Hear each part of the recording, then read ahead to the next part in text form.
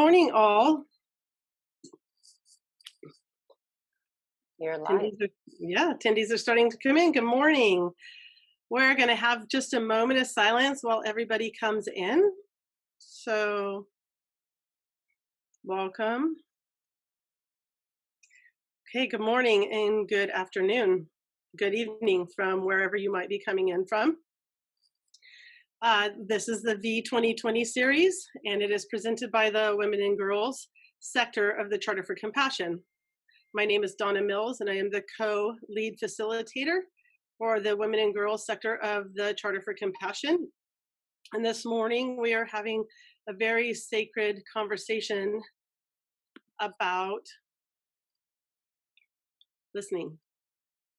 So we have muted the chat box this morning because we're asking you to open your heart and open your ears and do some deep listening. At the end of the presentation, we are going to open it up so that we can continue these conversations all together. And so with that, I would like to introduce my co-facilitator, Sara Jamil, and she is going to be moderating with our guests, Sande Hart and Kalin Dahl. And Sara, I hand it over to you, friend. Thank you. Good morning, everyone, and thank you for sharing your time with us today.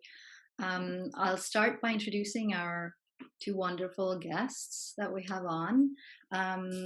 We have Kalin Dahl, who's a world-renowned expert on listening and author of The Sacred Art of Listening, Practicing the Sacred Art of Listening, and How Does God Listen? Kay is a certified licensed professional and has presented her work through workshops, retreats, and seminars in diverse settings. For the past 29 years, the daily practice of centering prayer has been transforming Kay's life. And we actually started our grounding together just before coming on the call with some of that practice. Kay has founded the Listening Center, which we can share the link later for you to access. And she founded it with the mission to explore the sacred nature of listening. Kay is also a dedicated spokesperson for the interfaith movement and actively involved in community projects and sits on various boards and associations. So welcome, Kay. Thank you. Next, we have our very own Sande Hart, who is the founder of the Charter for Compassion Women and Girls sector, and she has served our sector for the past 4 years, passionately creating lots of initiatives for us. Sande is first and foremost a mother. She's an event producer, a social innovator, and a circle convener. She is also the president and founder, of SARA, an interfaith spiritual organization. SARA stands for the Spiritual and Religious Alliance of Hope. And Sande is also a certified compassionate integrity trainer. And I think it was last month, quite recently, she is also a Red Tent certification trainer, and I've had the honor of being trained by Sande in Red Tent facilitation. Sande is also past chair of the UN NGO United Religions Initiative, North America. She's a strategic partner of the Charter for Compassion. And last but not least, she has been part of midwifing an 18th Sustainable Development Goal of self-awareness and personal agency, which I'm a huge advocate for as well through my organization, Compassion First. So welcome, Sande. Thank you. Thank you. Thanks, Sara. Sande, before we start, I'd love for you to share with all of us how you and Kay got to meet, and please go ahead. Thank you, Sara. So we were actually just talking about this because I can't remember exactly the moment that I first met Kay, but I can tell you a profound moment in where I knew that I had to know Kay at a deeper level. I had known Kay before, perhaps because of the United Religions Initiative. Kay was actually she was one of the authors of the principle, preamble, and purpose of the United Religions Initiative, when it was just from a spark to an actual initiative, which is now a global movement. And so that's probably where I first heard about it. But we are both, or heard about Kay, but we are both from the Orange County, Southern California community. And Kay was a profound community leader there, and also an interfaith activist, and was the first to give me permission. So I'll just share the one time, that one profound moment was when our synagogue was moving to a brand new facility. And it's customary to bring the whole community in for what we call a Torah walk. We literally walk the Torahs from one old synagogue to the new. Kay stood up in front of a congregation. The congregation was filled with about 1,500 people, as I remember, and I was in the very back of the room. But Kay stood up on at the pulpit, at the bima, and she put her arms out like this, and she welcomed the community. And from that moment on, there was not another person in the room between her and I. And I remember turning to my daughter and saying, "I need to know her." And she was the first person I invited to our very first Sarah meeting. So that's all I'll say for now. Thank you. And then you'll come to see why she's so profound in my life. Thank you, Sandy. I when we were preparing for the call and I was researching Kay, I got really excited when I found out we share Scandinavian roots as well. Me being from Denmark, Kay's parents from Sweden, so that was nice. Plus my own interest in the interfaith work. So you got inspired by Kay, I got inspired by you, Sandy. So I love how that circle is complete there, and I'm sure that is going to create the foundation for our conversation today. So with that, thank you. With that, I'd actually like to invite all of us to practice the deep listening skills we have, and let's anchor ourselves in the spirit of the Mother's Day Proclamation, which these V2020 series are founded upon, or we draw inspiration from that proclamation. And what we've done today is actually we wanted to honor the visionary of the V2020 vision and series, Joan Marie, our very own, also Women and Girls Charter, Women and Girls Sector Ambassador. And I've asked our next generation, my two daughters, Maha and Alina, who are 23 and 11, to create a recording for us. And Joan has shared some things that are included in this video. So let's listen in. Donna, if you could please share it. The Mother's Day Proclamation. In 1870, Julia Ward Howe wrote a proclamation. She was a feminist, a suffragette, and an advocate for social justice. She called for an appeal to mothers to spare their sons and the sons of others the great sufferings created by war. She lived the rest of her life traveling the world and sharing this message of peace. See if you can feel her plea and let it move you. Here is the proclamation. Arise then, women of this day. Arise, all women who have hearts, whether our baptism be of water or of tears. Say firmly, we will not have great questions decided by irrelevant agencies. Our husbands will not come to us reeking with carnage for caresses nor applause. Our sons shall not be taken from us to unlearn all that we have been able to teach them of charity, mercy, and patience. We, the women of one country, will be too tender of those of another country to allow our sons to be trained to injure theirs. From the bosom of the devastated earth, a voice goes up with ours. It says, disarm! Disarm! The sword is not the balance of justice. Blood does not wipe out dishonor, nor violence indicate possession. As men have often forsaken the plow and the anvil at the summons of war, let women now leave all that may be left of home for a great and earnest day of counsel. Let them meet first as women to bewail and commemorate the dead. Then let them solemnly take counsel with each other as to the means whereby the great human family can live in peace, each learning after his own time the sacred impress, not of Caesar, but of God.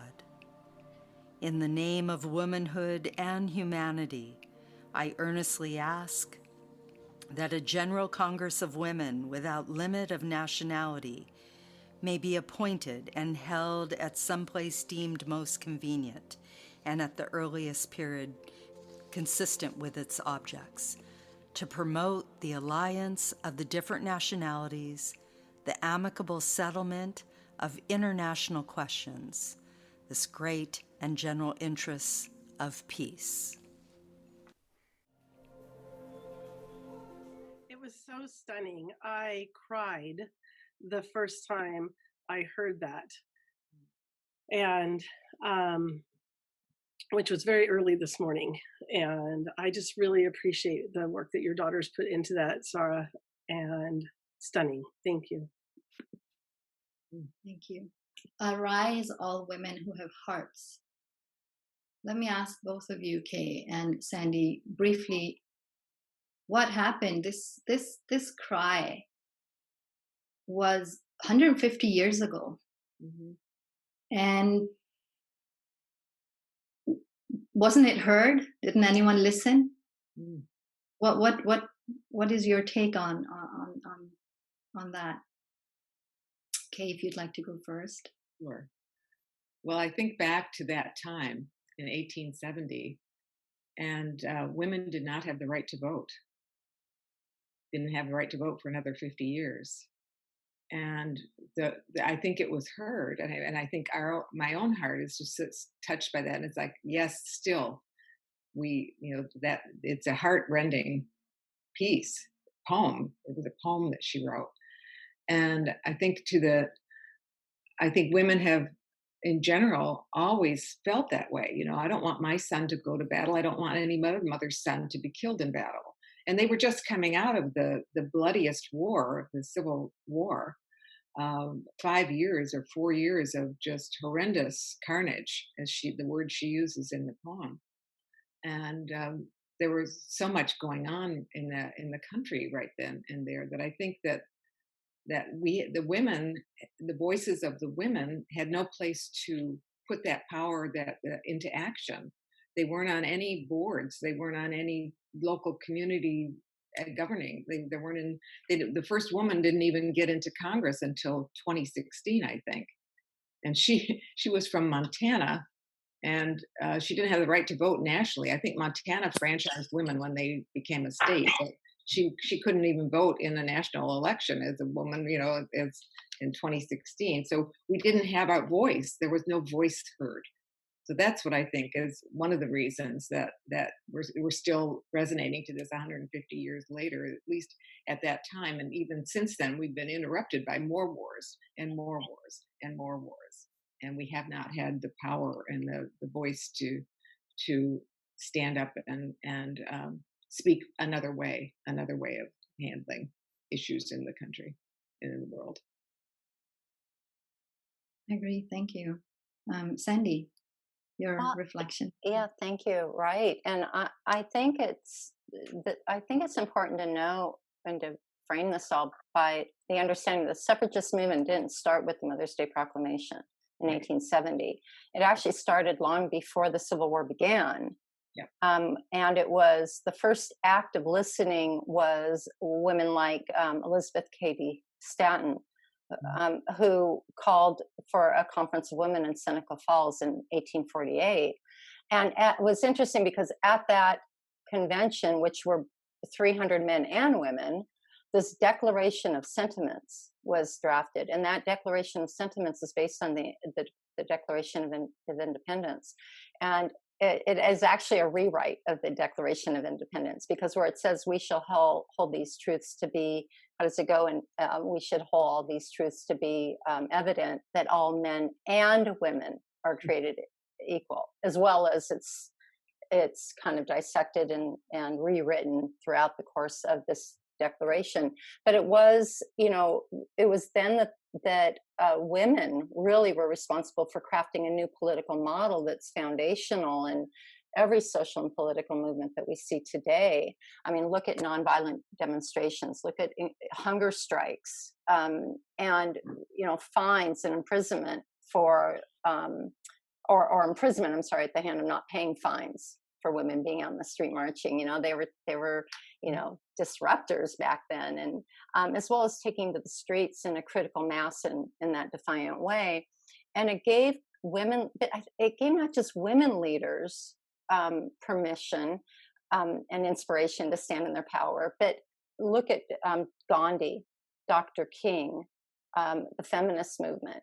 Every movement, the Standing Rock, the Women's March in 2016, and what we're experiencing right now on streets all over the world, that was a model, that was a permission slip, if you will, that started by women saying, we've had enough. And so have we been listening? Yes, we've been listening. And we've been listening, and great change has been made. Of course, the 19th Amendment gave us better working conditions and the right to vote, of course, and women being active in politics and in government. But it also gave us the first insight to birth control. It's when the first conversation of women having the right to have control over their body actually happened, and ultimately better conditions for women in general. And they started with men not being allowed to hit their wives. So, looking back, the civil rights movement did not begin with Dr. King or even Gandhi. It was modeled after what women have done. So, yes, I think we've been listening in a new way. No, it's very great insights there. And also that change or transformation, evolution, everything takes time. And we can always do better.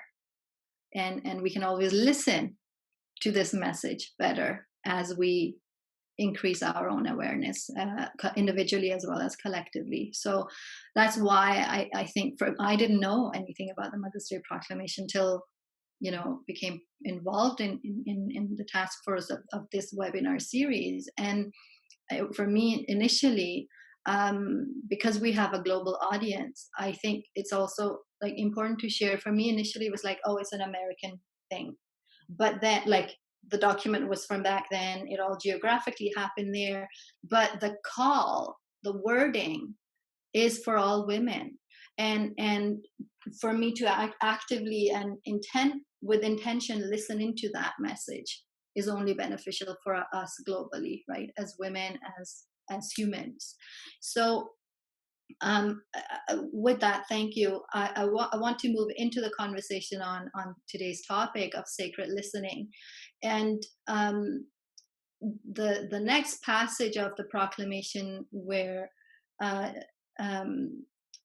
the wording, from the bosom of the devastated earth, a voice goes up with our own.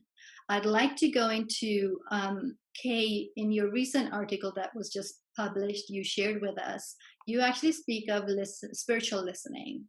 And in the other work I've researched, you talk about, we've all been given ears, the physical necessity, but there are so many forms of listening, and it's a skill that we must develop if we really want to use it for the good of everyone, for the greater good.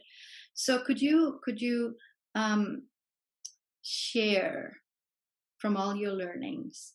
Like how can we, you talk about preparing to listen.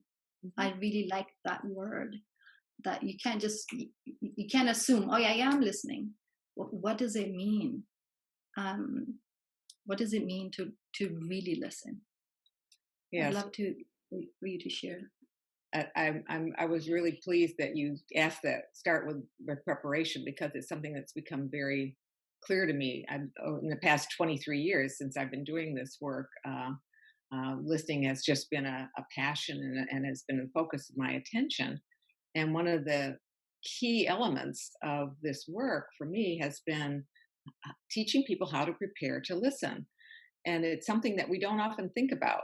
We think about that listening, that we can, in communication, it's often that, oh yeah, what can I say? How can I speak? What words can I use? And yet it's the listening that is perhaps a more important part of that skill. It's the lost part. It's the part that we have neglected in our learning. I have so many people say to me, gee, I've often thought about how to prepare to give a speech, how to talk, how to speak. I don't think I've ever consciously thought about how to prepare to listen. We haven't, that hasn't been part of our thinking mechanism, is how do I prepare to listen? And it's the way we think about listening. I think that's part of the issue here. We have been thinking about communication, the two aspects of communication, as speaking and listening. And the speaking part is the one that's gotten more attention and certainly seemed to be the most valuable or most valued part of communication. But my sense is that that listening is equally important, if not more so. That it's actually the same part of this. It's part of the same coin, and it's a kind of a dance back and forth between speaking and listening. And we prepare to speak, we need to prepare to listen. And how often have you said to yourself, gee, I really need to do some work. I'm going to prepare. I'm going to make a speech. I have to do this. I have to do that. We have classes on how to do that. We have public speaking lessons. But how many of us have thought, when we go to hear someone speak, how can I prepare myself to listen? What is it that I can say? Even in a personal conversation, we most always think, what can I say, rather than how can I listen? And so one of the questions that I ask people to think about in when I do my work is that, who or what situation would you like to impact with the quality of your listening? And instead of what can I say, it's like, how can I listen? That would be different. And that takes preparation. There's a wonderful quote by a Quaker by the name of Douglas Steere that I use a lot. And he says, to listen another soul into a condition of discovery and disclosure may be almost the greatest service that one human being ever performs for another. When we think about that, that's a very profound statement, that the way we listen can have a profound impact on someone else. So it's almost like the quality of our listening can impact the quality of someone speaking. And that's a whole new way to think about listening. And another aspect of a different way to think about listening, which is something that's come to me over the years, is that listening is an art, and it's a choice, and it's a gift. It's like, this is the framework for how we might think about listening, because we've neglected to have this conversation about listening. So we need to find ways that we can access it. And so this framework of listening is an art and a choice and a gift. So first of that, if we think about listening as an art, what does that mean? Because oftentimes we think of art as something like music or dance or art, opera, those kinds of things that we also talk about listening as the art of teaching or the art of coaching. So the art of medicine. We talk about those. And what is it that we mean when we use that word art? So I invite you right now to think about something, each one of us on this call, to think about a time when somebody was really listening to you. They weren't thinking about what they were going to say next or what they were going to do next or where they were going to go next. They were simply present there with you. What did that feel like? What did you notice about that? And what I get for answers when I'm with a group, I ask for people's responses, and what people say is, I felt validated, I felt heard, I felt healed. I felt that somebody saw me. They got me. They were there for me. It's a time when we really feel that there is no one else that is present there but the two of you, and that you are really in that state of what I call oneness. You are at one with each other. There is a sense of communion there that is different from when you're not in that conversation.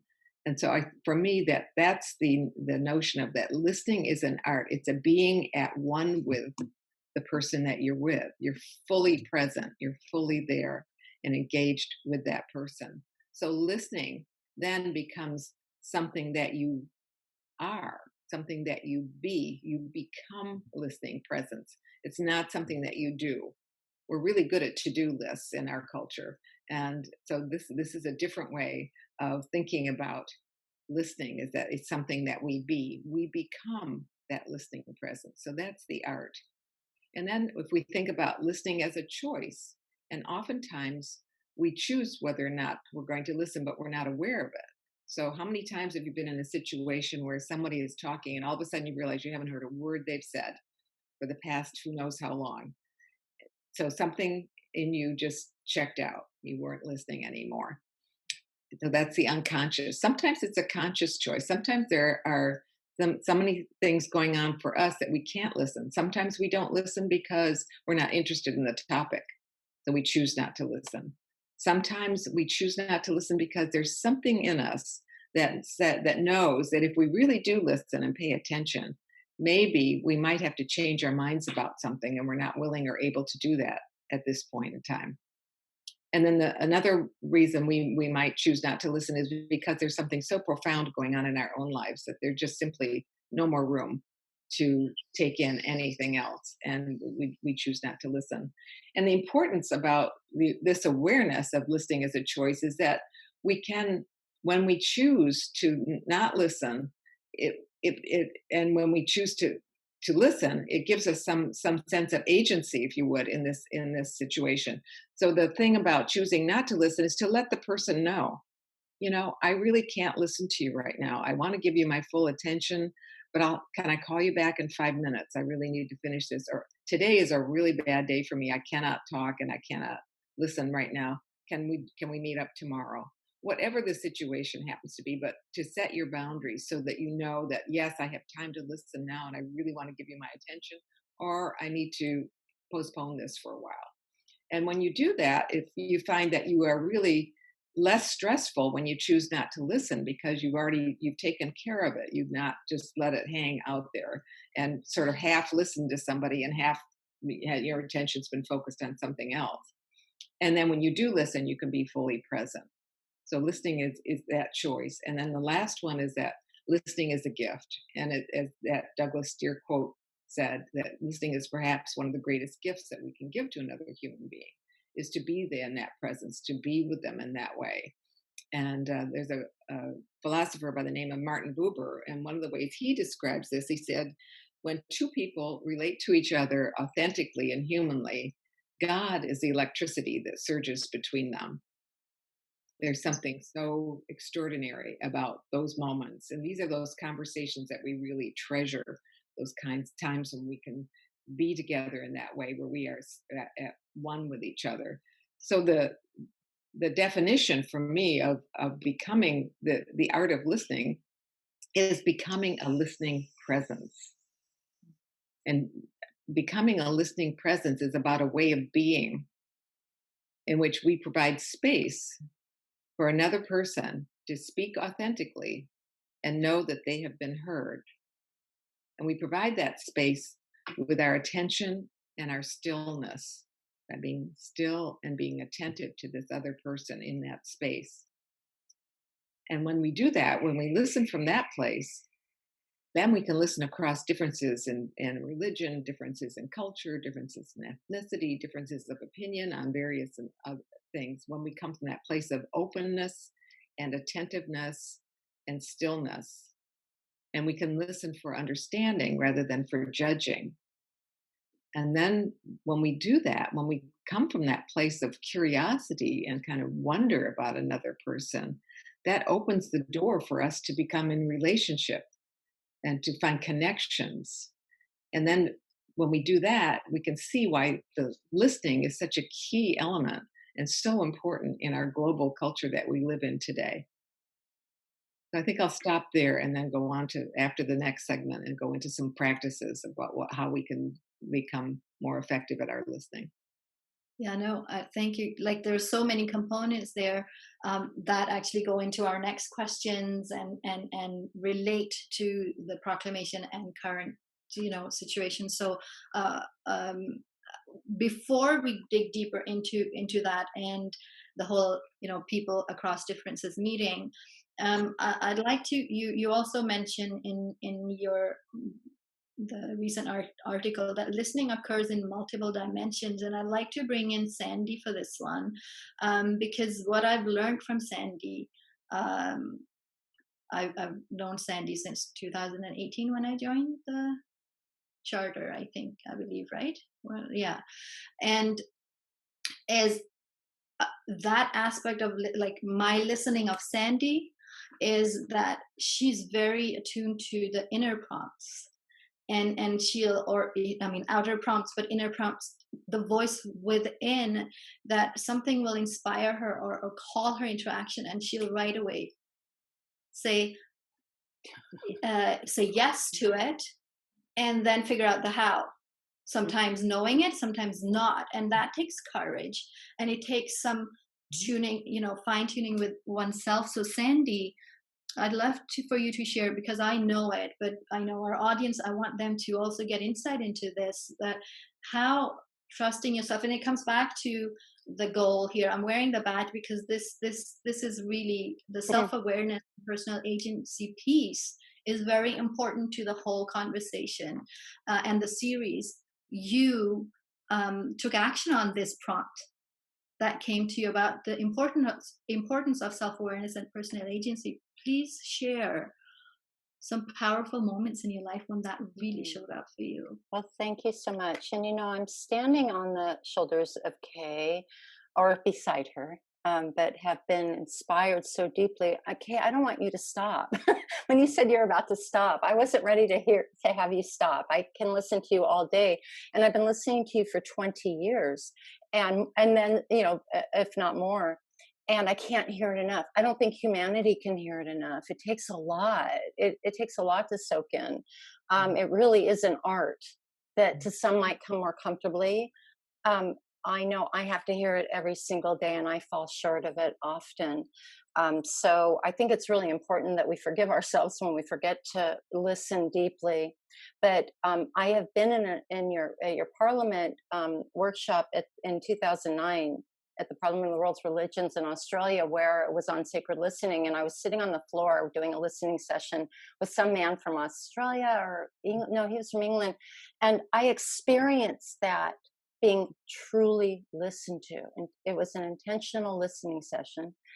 And I discovered things in myself that things came out of me, poured out of me when it was my time to share, and he was listening, that blew my socks off. And I was changed forever in just that moment with the total stranger who was just practicing listening skills. So I just have to say that.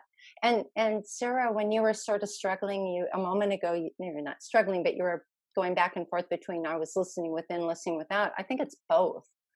For me personally, that's a condition that exists in me when that spark ignites and something gets created. Like you said, I figure out later how it's going to work, but I kind of get the whole picture at once, like the women and girls sector, for example. But it's really that listening within and paying attention to the greater needs of peace for the community, what's happening, and when the two shall meet. My feet get activated, my hands start to shake, and I'm like, okay, I know this feeling, and I build a website, or I get out a pad of paper. And perhaps the authors of the Declaration of Sentiments, it was something that was coming alive in them as well in a new way. They were listening to that deep spiritual value system or listening to something, and whether they're aware of it or not, it met their value, that which they care deeply about, that which they value deeply, which I think I read in your article, Kay, that sentence. And like you said in your article, that that sometimes those conditions, all those conditions of the senses, light up at once. Mm-hmm. And therein you are in that, and the listening is present, and then you are in that spirit of activation. And for me, it's activating into that creative space. So when I hear a whisper, and it's in alignment with those greater needs, then a different energy emerges. Like I said, in the morning of 9/11, I heard a whisper. I was laying in bed watching airplanes flying into buildings, and I heard "Gather Women." And by the way, this is before Gather the Women was an organization. But I heard "Gather Women," and I guess all those conditions lined up, and I wasn't even aware of it. I wasn't a spiritually in tuned person. I hadn't met Kay yet that I knew of anyway. Maybe I've heard her name in the community, but I said yes, and I didn't know how. But before I knew it, make a long story short, I had 12 women sitting in my living room, and Sarah, the Women's Interfaith Group, was created. And it was that same condition showed up again. I was on a volunteer staff call at the Charter for Compassion, and I knew we were preparing for a woman president. I thought we were in 2016. And I remember saying to Marilyn Turkovich, executive director of the Charter for Compassion, I said, "Where are the women? Wait, the Charter for Compassion has all these sectors, but the women need a voice here. We need to provide a space for young girls and women of all ages to have a digital destination, if you will, at the Charter, and the foundation of the Charter for Compassion itself. And the conditions of compassion have to be at play here for a new energy to emerge. And maybe it's not exactly like the other sectors, but because women are everywhere. And so Marilyn said, all right, well, then you're going to have to be the director of the women and girls sector. And so listening very carefully to the needs of the community, gathering an international collection of women to help craft a vision statement and a mission statement and the artwork and everything you see there and everything that you and Donna are carrying on with all came from what I heard from Kay somewhere back in the 1990s. So it's that trajectory to pay attention to. It was on within a week after the 2016 election, when there was a lot of disempowerment, a lot of fear, a lot of, you can say, outrage coming up. And I think Marilyn said that the Charter for Compassion just got thousands of emails and phone calls. And what are you going to do? What are we going to do? What can we do? And so I remember saying, we've got this. And the women and girls sector started hosting calls. And those calls were filled with that outrage. And it was in that moment that we came up with the reaction to response initiative, because that was again another spark where the values of, okay, we don't need a bitch session anymore. We all know we are on fire. We all know something has to happen, but we're not going to get there in outrage. We're going to get there in moral steadiness. And let's move from reaction to response. And the V2020 initiative, which was prompted by Joan, and that was just another listening and saying yes. I don't take any responsibility other than saying yes and having, taking the time to make it happen. And then SDG 18 is another one, being on a call, a reaction to response call that Lisa Berkeley was moderating, and it was with a gentleman from the United Nations, and I had chatted the question, why is it taking so long for the United Nations to get anything done with the Sustainable Development Goals? And his response was, good policy requires good people. And then boom, boom, boom, boom, boom, the stars lined up and SDG 18 was created, and that is the pin that resulted in the pin you're wearing in an awareness campaign. So I think it's just a matter of listening carefully to what your body is saying, what those whispers are. Sometimes they're megaphones that especially women discount, and saying yes if it meets your value system. Yeah, no, it's really inspired me. I've learned so much, and I've, I learned it back in 2013 to really. That's when I first learned about the charter as well. To show up courageously, even though you're trembling inside, but that voice becomes so strong. That call becomes so strong that it almost takes over, and so I used to be a very scared,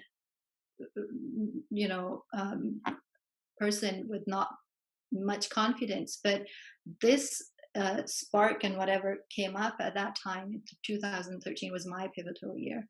That has just it sort of catapulted me forward. Like, it's like, just go out there and do it, no matter what it looks like, and show up. So that's how I relate to what you're saying. Show up with who you are. Like, I don't have to be Sandy. I don't have to be Kay. I have to be me. And that's why this goal is so important to me, to model for my girls, my son too, but my girls, we were like working on things together. We have to model these things. So please don't be one of us. The world needs I said, please don't be one of us. Right. The world needs you to be, and that's when you get over the word courage, it's not courage, it's responsibility, perhaps. Yes. It's like, well, I've been put on this earth to do something with what I got. Who am I to play it small here?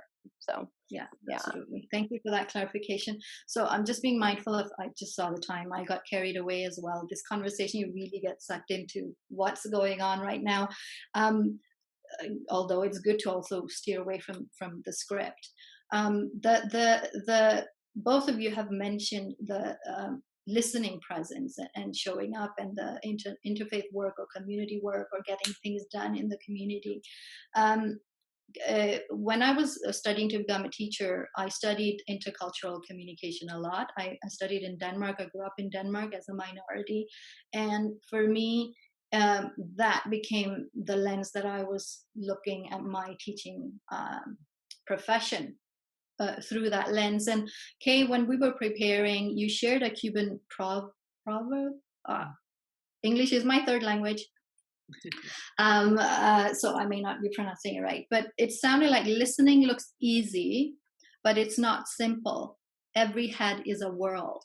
I really like that imagery, that when we meet, we have to be aware that we all come with each our understanding and listening of the world and of ourselves. Now, I remember we had a question from a previous webinar as well, from one of our participants, Sandy, that we didn't get to address, and I could bring that into this conversation of when women of all nationalities gather, or people of different nationalities gather, we all come with each our planet or our world, right? And there may be conflicts we have to get over. There may be initial barriers, which is very relevant to today's happenings as well.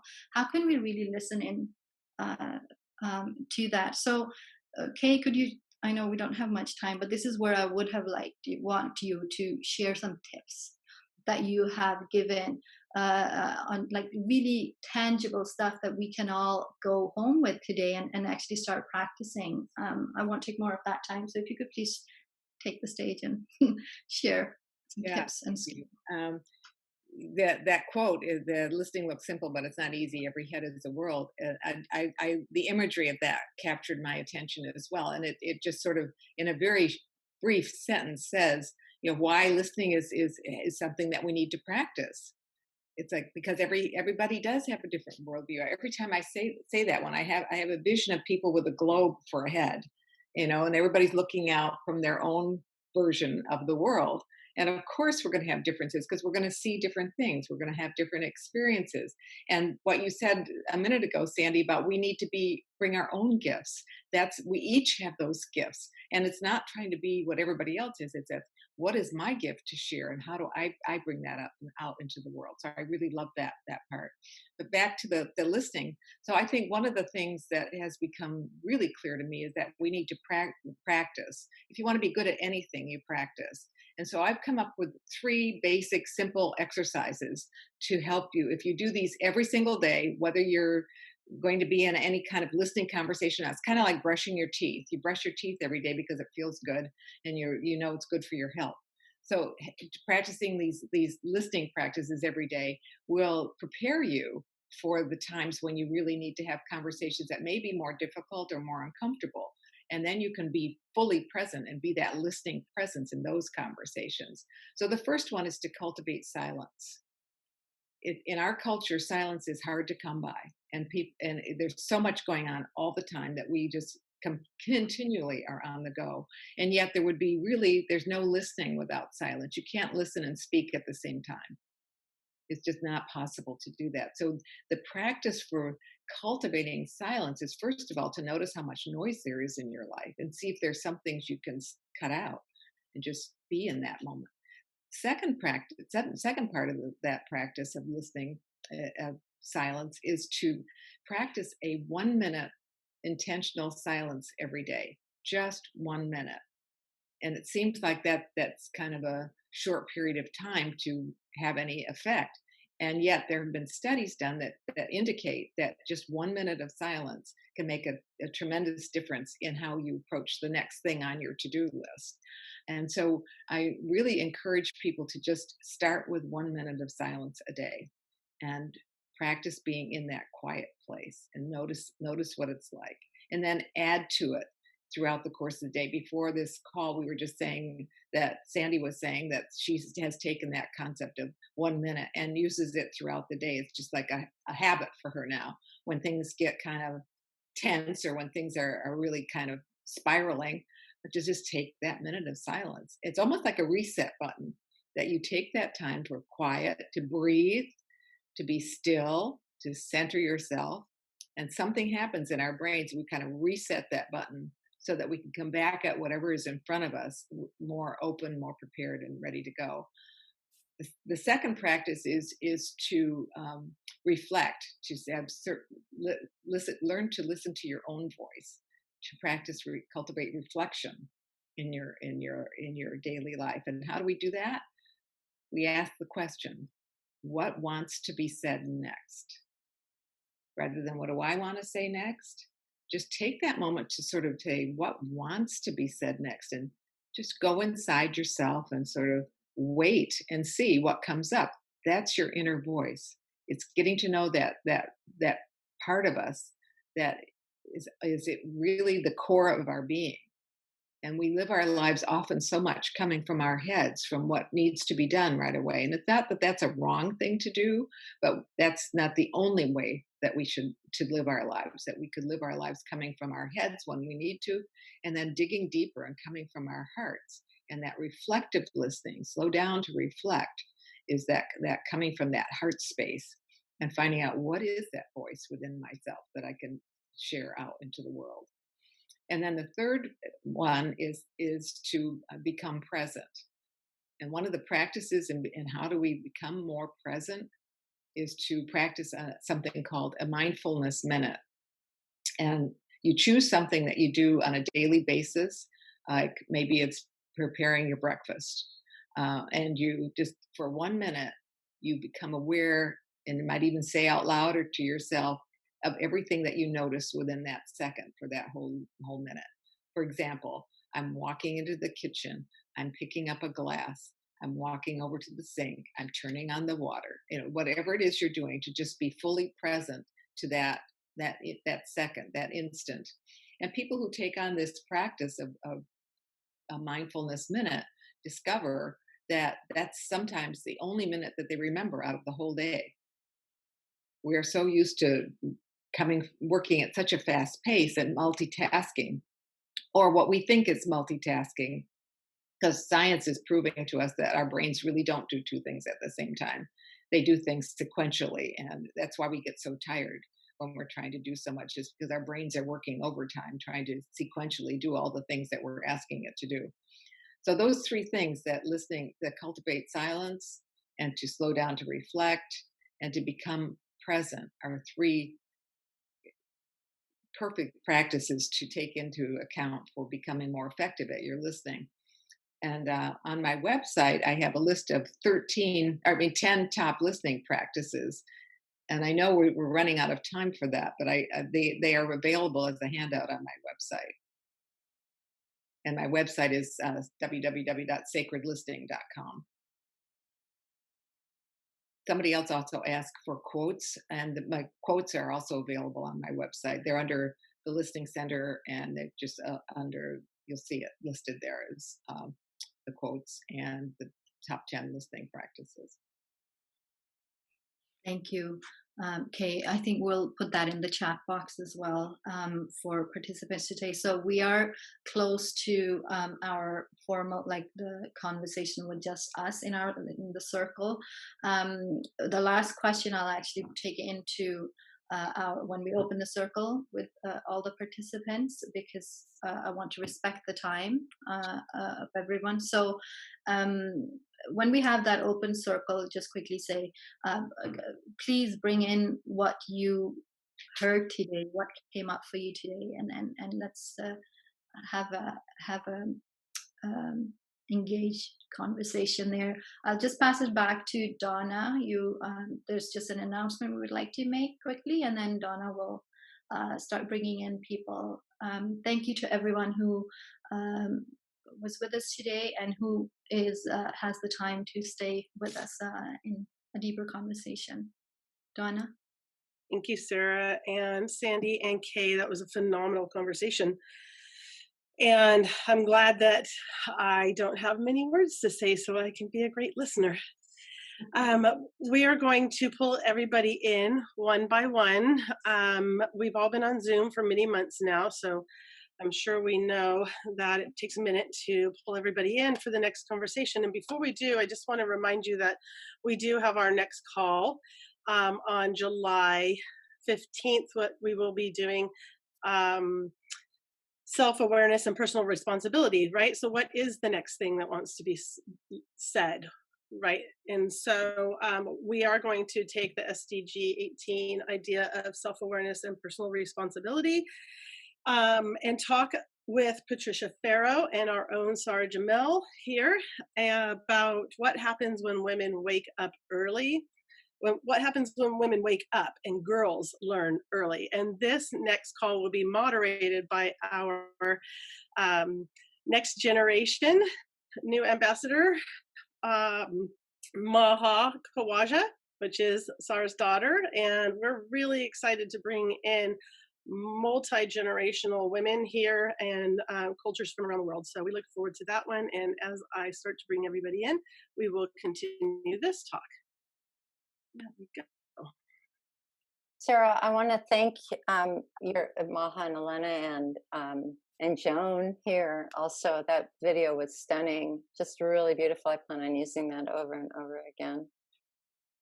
Thank you. Yeah, it was a project I had offered for them to look at, and I think they did a good job there. And I know Joan is on the call here. So good. You know, there's something I would like to share with everybody before everyone chimes in, and that is that a General Council of Women, as requested in the here we go, as requested in the Mother's Day Proclamation, that a General Congress of Women be convened for the greater needs of peace. So everyone can know that a General Congress of Women is officially being formed, and you'll be hearing more about it. Very exciting news. That's something that that's one of the exciting things to be working on now. So as we bring in, I think we'll take a moment of silence and just see what wants to be said next once we are all in the circle.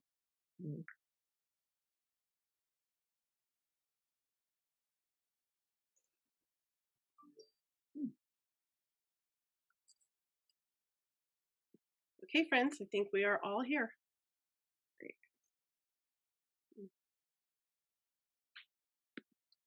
Thank you for muting yourself. And Sarah, I'm just going to let you and Sandy and Kay continue this conversation.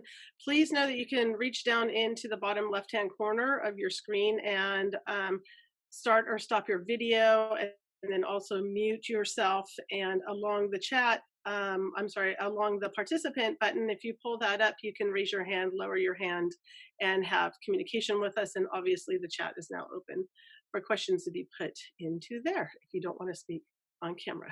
Right. Thank you, Donna. If you could keep an eye on the chat like you did before as well, in case we miss some of the, questions. So it's open. You, whatever way you feel like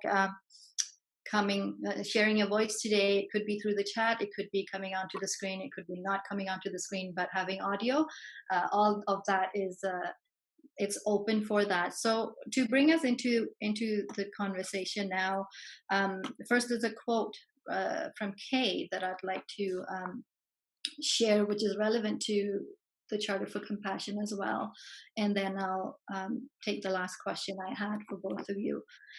The quote I'll read: "The cultural and religious diversity of our communities calls for a way of listening that transcends words and belief systems. Learning to truly listen to one another is the beginning of new understanding and compassion, which deepens and broadens our sense of community." I really, that really touches me, that quote, and it's so relevant for the work I do personally, but also what we do together at the Charter. So Sandy and Kay, how can we apply? So we got some skills, practices from Kay as well. How can we apply what we've learned today on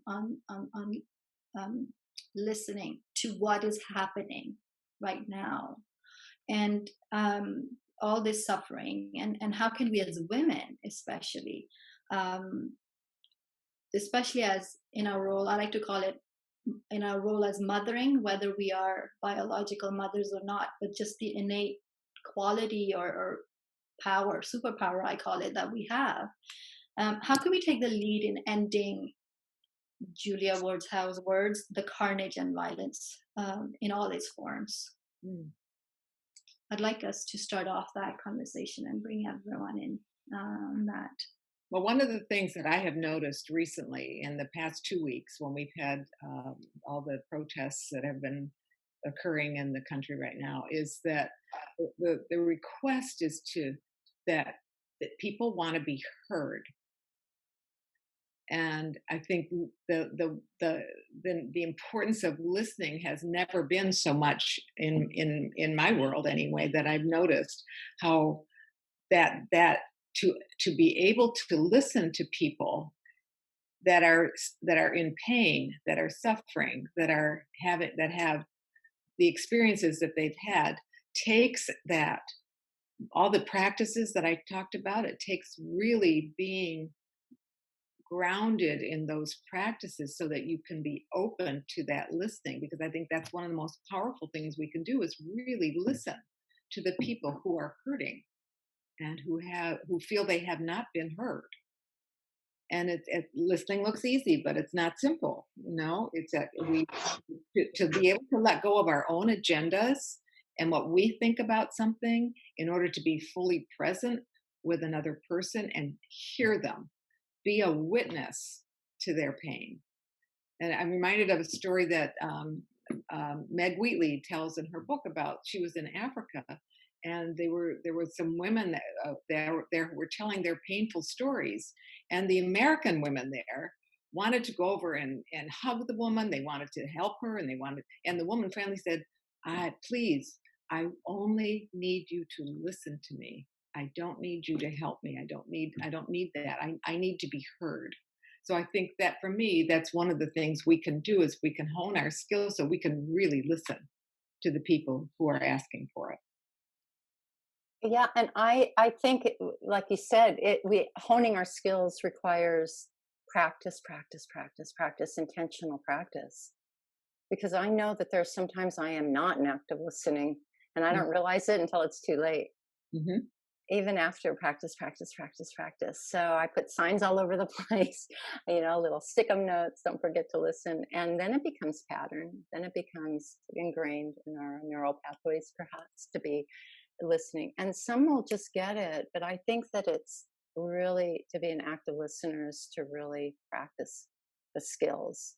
Mhm. And I'm so grateful for your website, Kay, because you do have some really important critical skills and lessons on there that I think everybody should be looking at regularly, printing out, taping it all over your house, your dashboard of your car. Thank you. Our participants, who would I know? Heather would like to share. You're on video now as well, right? Yeah. Would you like to go now? You ready? Yes. Hi, thank you. Thank you so much. Kay, what really struck me about what you were talking about was the word choice.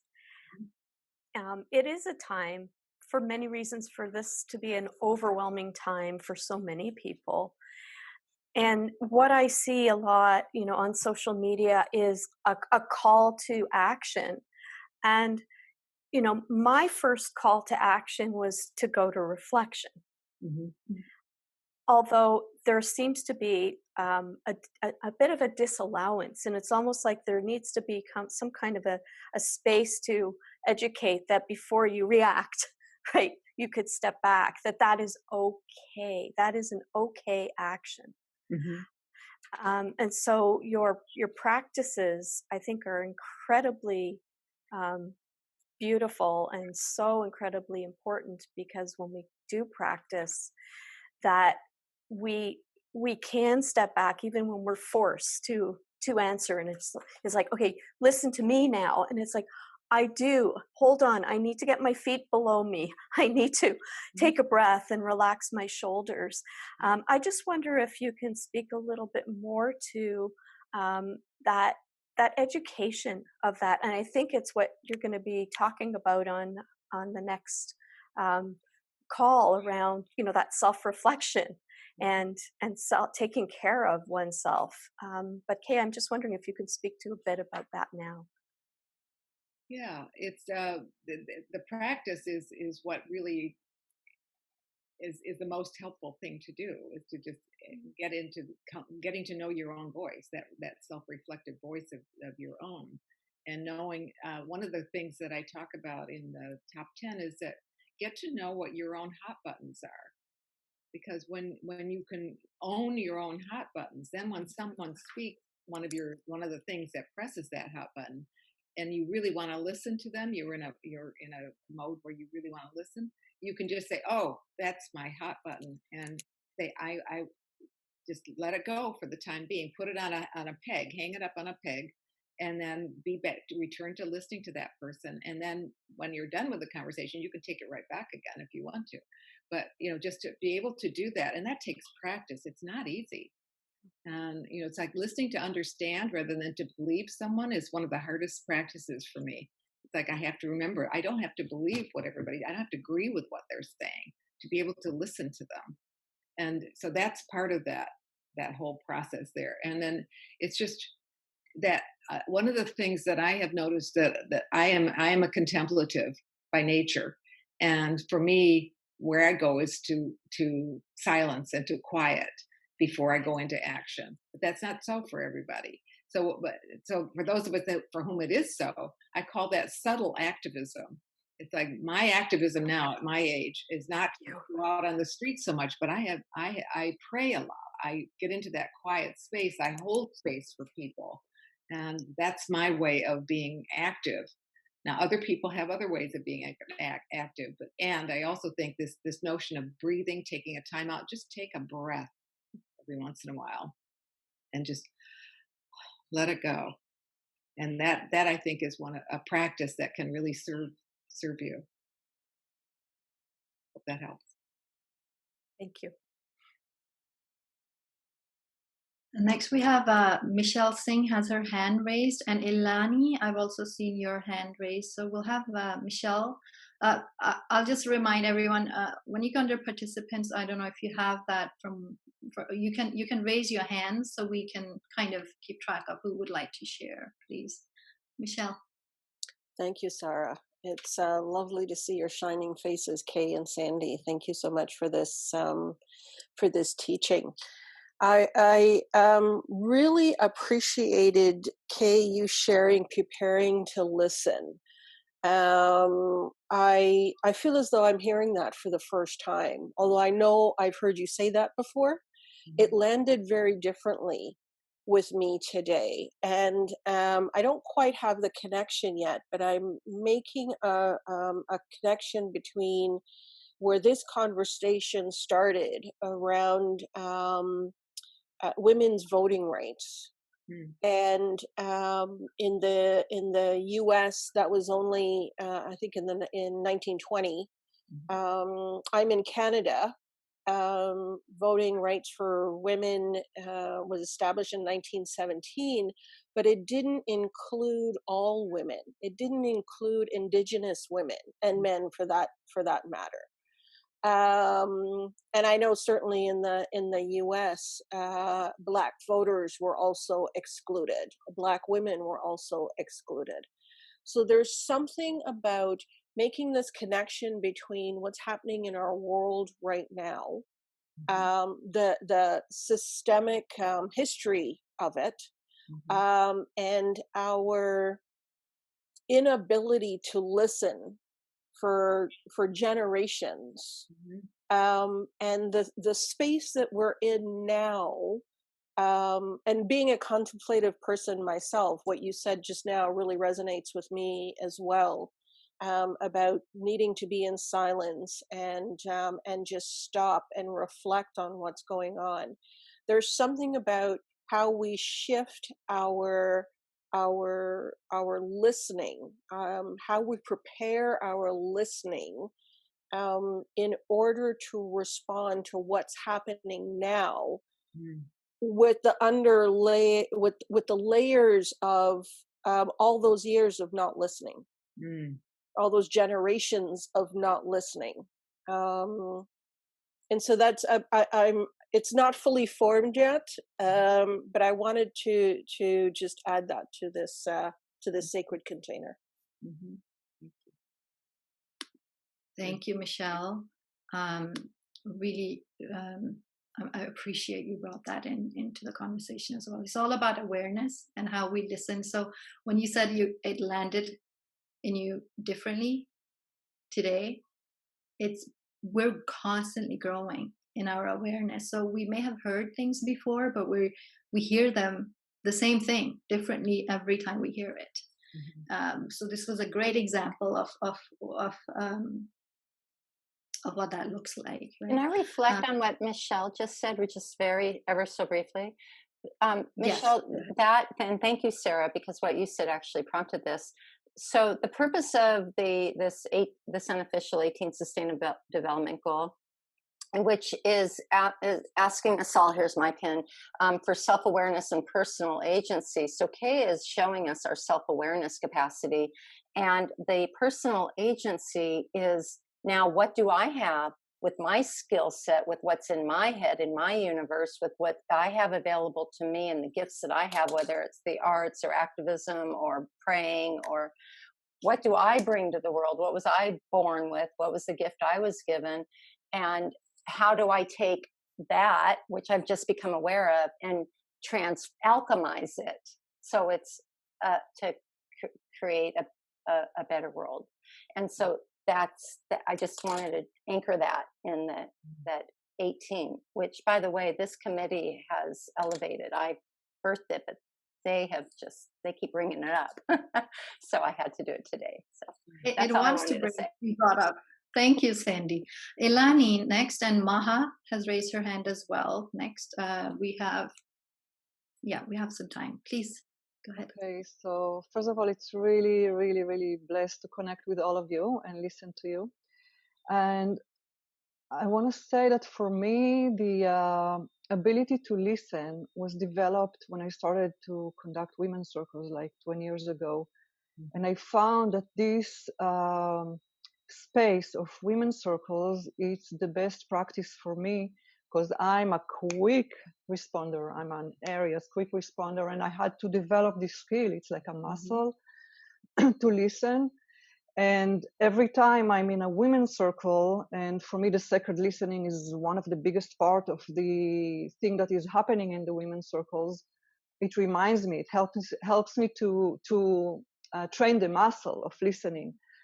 And for me, what happens in this sacred listening, and again, I gained this understanding inside of myself, not from the head, but from the present of the sacred listening, is to listen from the soul level, not from the mind, not even from the heart. Is either womb, I call it womb connection, or soul level. And when I listen from the soul level, everything changes. I don't have an opinion.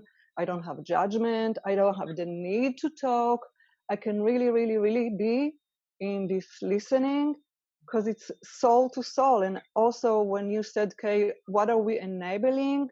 Someone else, when he's talking and I'm listening from the soul level, I enable the other person to speak from the soul level. This is the connection comes from there. And for me, it's a beautiful space to practice it, the women's circle, and then I can bring it back to my life. I'm a better person on that Wonderful. level. Thank you. Thank you. Thank you. It's great. I'm so glad that you spoke up, Alani, because Ann Smith, who, as you can all see, raise your hand, Ann Smith and I are conducting a workshop coming up on creating circle. And currently we, along with Brenda, who is here, and Joan Marie, who you've heard about today, are doing conducting a red tent facilitator training, and that is actually to dissect everything you just said and break it down so people learn those skills, or women learn those skills and move on. And so thank you for your work. Circle is the new guru. I heard Ann say.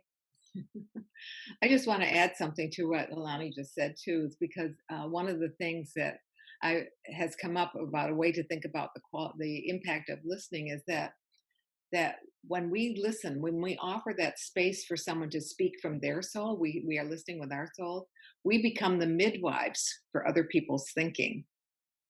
That by creating that space, it midwives someone else's thinking. We don't tell them what to think. We don't try to make them, but it helps them to be able to, what Sandy said when she said she had that experience with a stranger, about how he listened to her, she found herself saying things that she didn't know she even had to say.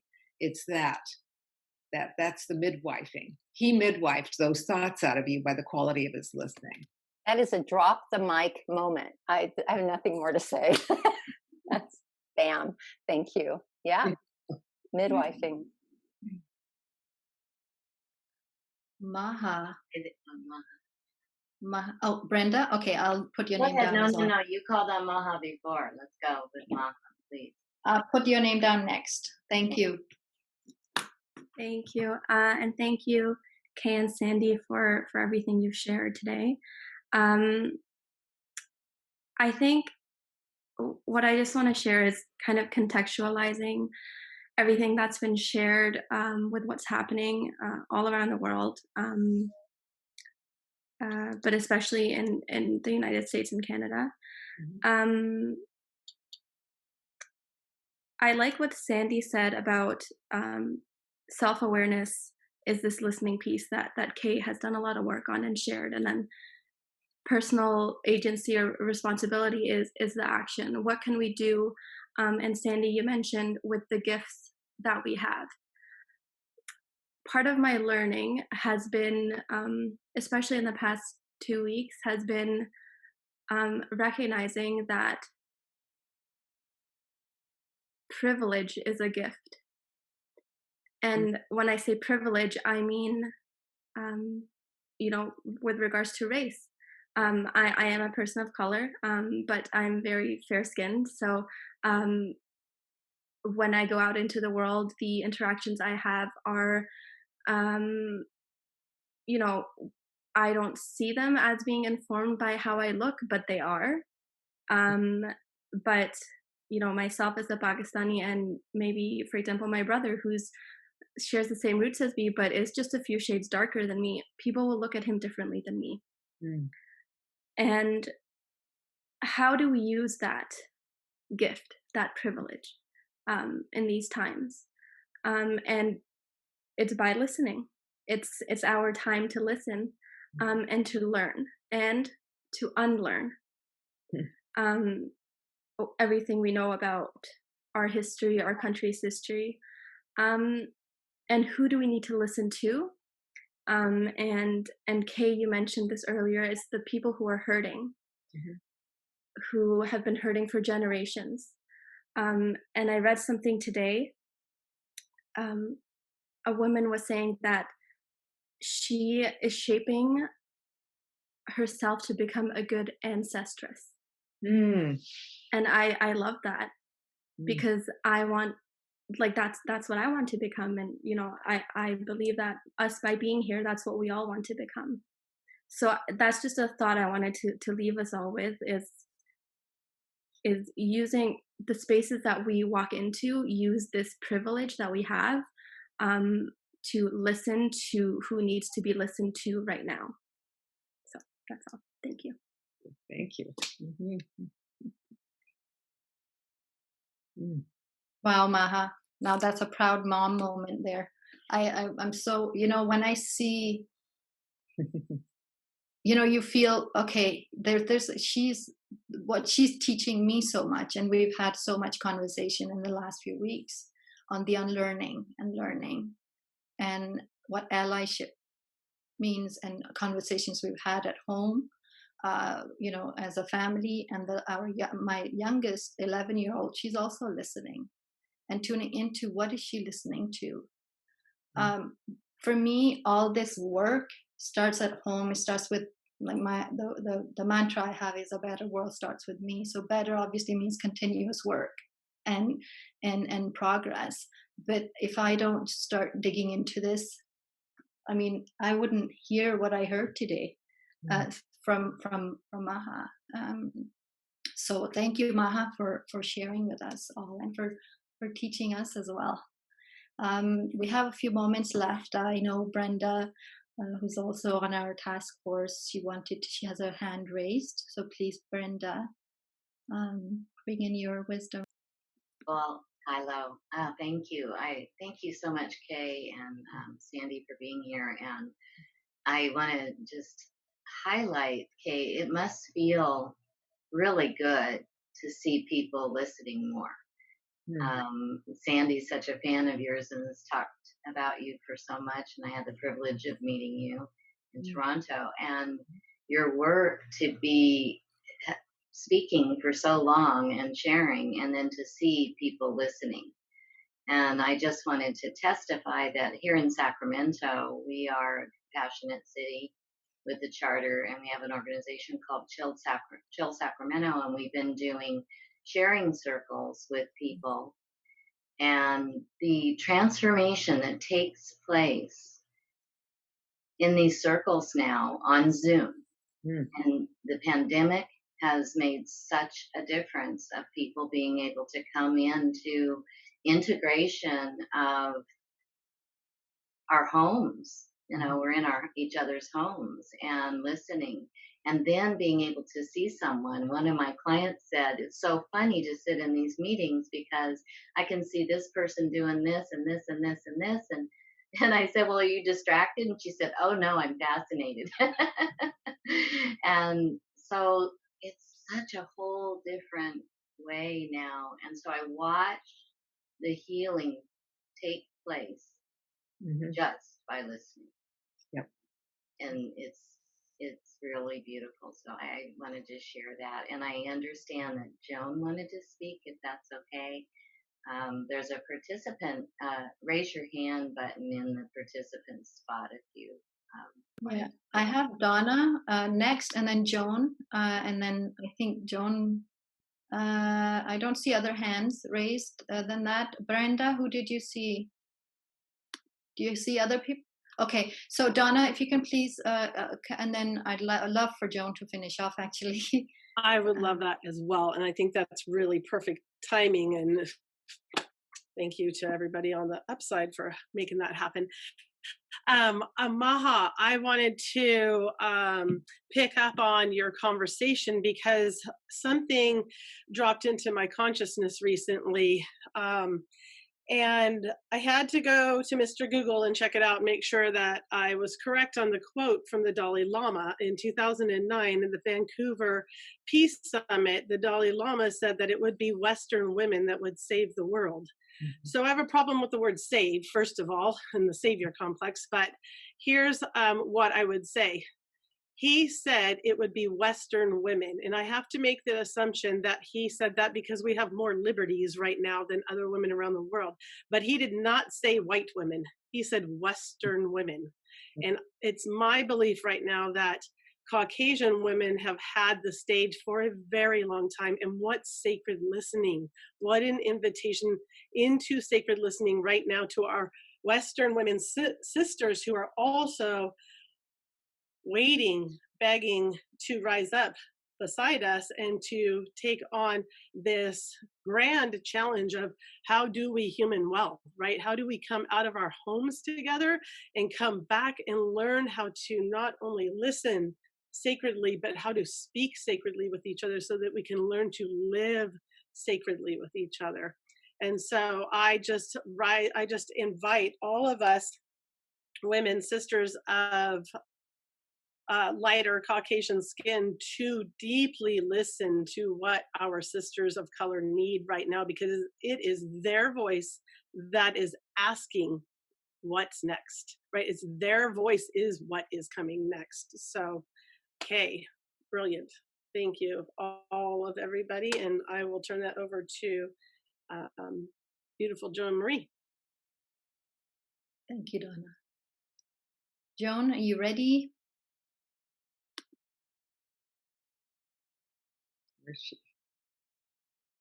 Can you hear me? Yes. Okay, great. Oh, thank you so much. I just want to thank everyone for the sacred listening of hearing Julia Ward Howe's plea. And Maha, you did such a beautiful job, and I loved what you said. And I think what's really important about the sacred listening, this talk and the steps were so beautiful as well. But what's really important to remember about Julia Ward Howe is that sometimes, even when we stand up for what's right and speak the truth, it's not always allowed, and that it has to find its time to come to keep saying it over and over and over again. And that's part of why I have such a deep respect for Julia Ward Howe, because the suffragette movement divided. And the group that ended up leading and winning was for white women to get the right to vote. And Julia Ward Howe was on the side of all nationalities having the right to vote. And I feel like now is the time where it needs to be heard. And, everything has its own divine time. So I'm just so grateful to be a part of this, and I just wanted to thank everyone for this special call that was done on sacred listening, and it gave us all really valuable tools to deepen our practice. So thank you. Thank you so much, Joan. Well, I totally agree with everything that you also brought up here, and everyone else. I do want to respect the time. And Ham, I know you would like to close off. I guess it would be because we are at the mark now. So please share your voice as well with us. I'm changing the subject a little bit about the personal experience I've had recently with listening. I'm 70, but I'm a baby to really listening. Kay was my mentor in a recent time we shared. But what I found out with concentrated listening, that when I did respond, it was a voice of me that I had never heard before. Thank you for that. I'm learning. Beautiful. Thank you, Anne. You're welcome. Thank you. Yeah. Wow. Thank you. That is really a lovely, profound sentiment, and to leave us with. And as we are at the mark and just a little small 3 minutes over, we do want to respect your time. And this has been a brilliant time with Kalin Dahl and Sande Hart, with Sara Jamil, and all of our guests here today. And we just thank you. We send you off this Friday to have a beautiful weekend wherever you are. And we'll see you again on July 15th when we have Sara again as our guest speaker with Patricia Farrow. So be well. Thank you, everybody. Thank you so much. Thank you.